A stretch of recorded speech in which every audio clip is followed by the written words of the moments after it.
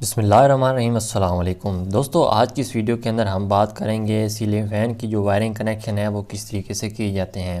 Serial lamp की मदद से सीलिंग फ़ैन के अंदर से निकलने वाली इन तीन वायर को किस तरीके से चेक किया जाता है, किन वायर के बीच में आपने कैपेसिटर लगाना है और न्यूट्रल फेस किन वायर के साथ आपने अटैच करना है। मैं आपको इस बात की गारंटी देता हूँ, अगर आपने ये मेरी वीडियो एंड तक देख ली, इंशाल्लाह सारी ज़िंदगी आपको ये जो कुली है नहीं भूलेगा। जब कभी पंखे की वायर के साथ कैपेसिटर अटैच करना होगा, आप मिनटों के अंदर ये काम करेंगे। चलो टाइम ज़ाया किए बगैर वीडियो को शुरू करते हैं। दोस्तों, जैसे कि आप देख सकते हैं कि सीलिंग फ़ैन के अंदर से आपको ये तीन वायर निकली हुई नज़र आ रही हैं। दोस्तों, सीलिंग फ़ैन के अंदर दो किस्म की वाइंडिंग होती है। एक वायर वाली साइड पे होती है जिसको हम स्टार्टिंग वाइंडिंग कहते हैं, और अंदर वाली साइड पे जो वाइंडिंग होती है उसको हम रनिंग वाइंडिंग कहते हैं। तो दोस्तों, इसी चीज़ को हम पहले डायग्राम की मदद से समझते हैं ताकि जो आपको समझने में आसानी हो। दोस्तों, जैसा कि यहाँ पर मैंने इसका ये डायग्राम बना के रखा हुआ है, समझ लें कि ये हमारे पास सीलिंग फ़ैन है। सीलिंग फ़ैन के अंदर ये दो किस्म की वाइंडिंग है, एक बाहर वाली साइड पे है और एक अंदर वाली साइड पे वाइंडिंग है। ठीक है दोस्तों, जैसा कि पहले मैंने आपको बताया कि जो सीलिंग फ़ैन की ये बाहर वाली साइड पे वाइंडिंग होती है ना, उसको हम रनिंग वाइंडिंग कहते हैं, और अंदर वाली साइड पे जो वाइंडिंग होती है उसको हम स्टार्टिंग वाइंडिंग कहते हैं। तो ये जो अंदर वाली स्टार्टिंग वाइंडिंग होती है, चूँकि ये छोटी होती है तो इसका रेजिस्टेंस भी, जो बड़ी वाइंडिंग है ना बाहर वाली, उसकी निस्बत स्टार्टिंग वाइंडिंग का रेजिस्टेंस कम और रनिंग वाइंडिंग का जो रेजिस्टेंस है वो ज़्यादा होता है। फिर इन दोनों वाइंडिंग की एक साइड को हम कॉमन करके एक वायर बाहर निकाल देते हैं जिसको हम कॉमन वायर कहते हैं, जहाँ पे हम न्यूट्रल अटैच करते हैं। तो फिर ये जो कैपेसिटर होता है, ये स्टार्टिंग और जो रनिंग वाइंडिंग की दो वायर बाहर निकली होती हैं उनके साथ इस कैपेसिटर को हम लगाते हैं। अभी आगे चल के हम इसको प्रैक्टिकली भी आपको करके दिखाएंगे। फ़िलहाल आप डायग्राम समझ लें ताकि आपको समझने में फिर आसानी रहे। अभी हमारे पास ये जो दोनों वाइंडिंग की कॉमन करके हमने बाहर वायर निकाली है ना, तो एक जो वायर होती है ये हमारी जो कॉमन होती है, तो कॉमन वायर के साथ हमने जो हमारी इनपुट सप्लाई की वायर आएंगी ना, ठीक है, तो हमारी कॉमन वायर के साथ जो न्यूट्रल है वो हमने कॉमन के साथ अटैच करना होता है। जैसे कि हमारे यहाँ पर ये जो कॉमन वायर निकली है, तो जो न्यूट्रल वायर होगी ना मेन हमारी, वो हमने इस कॉमन वायर के साथ अटैच करनी है। जैसे कि यहाँ पर मैं न्यूट्रल भी लिख देता हूँ। ये हमने जो न्यूट्रल है ये हमने कॉमन वायर के साथ अटैच कर दिया है। अब जो हमारी फेस लाइन होगी लाइव, ठीक है, जिसके अंदर करंट होता है, वो हमने रनिंग वायर के साथ अटैच करना है। जैसा कि यहाँ पर मैं एल लिख देता हूँ। जैसा कि आपको पता है कि एसी सप्लाई के अंदर कोई टर्मिनल वगैरह नहीं होता, तो चाहे हम जो ये फेस है ना, ये जहाँ पर हमने ये रनिंग वाइंडिंग के साथ यहाँ पर अटैच किया है, इसी को अगर मैं यहाँ न्यूट्रल पे अटैच कर दूँ ना, या न्यूट्रल को उठा के ऊपर लाइन वाली वायर पे अटैच कर दूँ, तब भी हमारा जो पंखा है वो चलेगा। यानी इस पर कोई फिक्सिंग नहीं होती कि यहाँ पर आपने न्यूट्रल देना है, यहाँ पर आपने फेस देना है, जैसा कि डीसी सप्लाई के अंदर होता है। यहाँ पर ये बात समझने वाली है। यहाँ पर ये जो मैंने फेस यहाँ पर रनिंग के साथ अटैच किया, अगर यहाँ पर मैं स्टार्टिंग के साथ अटैच कर दूंगा ना, तो फिर उस सूरत में क्या होगा कि ये जो आपका पंखा है ये सीधा चलने के बजाय उल्टा घूमने लग जाएगा। ठीक है, यानी कि हमने जो फेस है वो रनिंग वाइंडिंग के बजाय स्टार्टिंग वाइंडिंग के साथ अगर अटैच कर दिए, तो फिर पंखा सीधा चलने के बजाय उल्टा चलने लग जाएगा।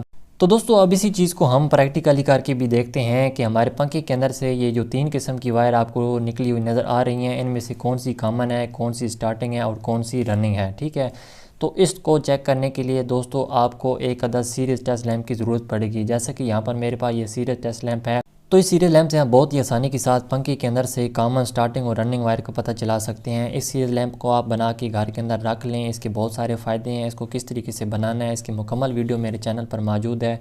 इस वीडियो के बाद आप ये सीरीज लैंप वाली वीडियो भी देख सकते हैं। तो यहाँ पर दोस्तों हमने इस सीरीज लैंप को बोर्ड के अंदर लगा दिया है। अब इसके लिए हमने एक छोटी सी लीड बना लेनी है इस तरीके से, और इसको सीरीज लैंप के अंदर इस तरीके से अटैच कर देना है। ठीक है, अभी यहाँ पर पहले हम इसको चला के चेक करते हैं। तो यहाँ पर आप देख सकते हैं बिल्कुल बल्ब ओके हो गया है। अब दोस्तों, सबसे पहले हमने इसके अंदर से जो पंखे की ये वायर तीन निकल रही हैं ना, सबसे पहले हमने कॉमन वायर का पता चलाना है कि इन तीनों में से कौन सी वायर कॉमन है।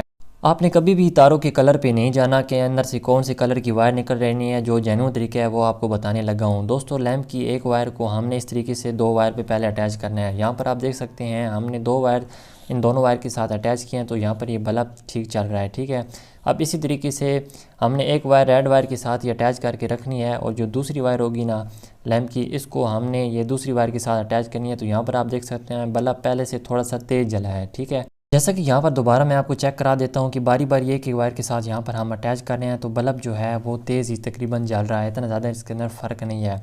अब रेड से हटाकर इन दोनों ग्रीन वायर के बीच में हमने इस तरह लगाया, तो यहाँ पर आप देख सकते हैं इन दोनों वायर के बीच में लगाने से जो बल्ब है वो बहुत ही धीमा जल रहा है पहले की निस्बत। ठीक है, जैसा कि हम पहले लगाते थे ना, तो बल्ब यहाँ पर, जैसा कि यहाँ पर दोबारा मैं आपको दिखा देता हूँ, यहाँ पर बल्ब थोड़ा सा तेज़ चल रहा है, और इस तरीके से इस वायर पर लगाने से और ज़्यादा तेज़ चल रहा है। ठीक है, और जबकि जो दोनों ग्रीन वायर हैं इन पर अटैच करने से जो बल्ब है ना, वो दोनों की निस्बत बहुत ही कम चल रहा है। तो यहाँ पर हमें ये पता चल गया है कि ये दो हमारी जो ग्रीन वायरें हैं ना, जिन पे बल्ब बहुत ही कम चल रहा है, इन दोनों को छोड़ के हमारे पास जो एक रेड वायर बच गई है वो हमारी कॉमन की वायर है। ठीक है, जो हमारी न्यूट्रल मेन आएगी ना वो हमने रेड वायर के साथ अटैच करनी है। यहाँ पे बल्ब तेज़ चल रहा था ना, यहाँ पर भी हमारा बल्ब है वो तेज़ ही चल रहा है।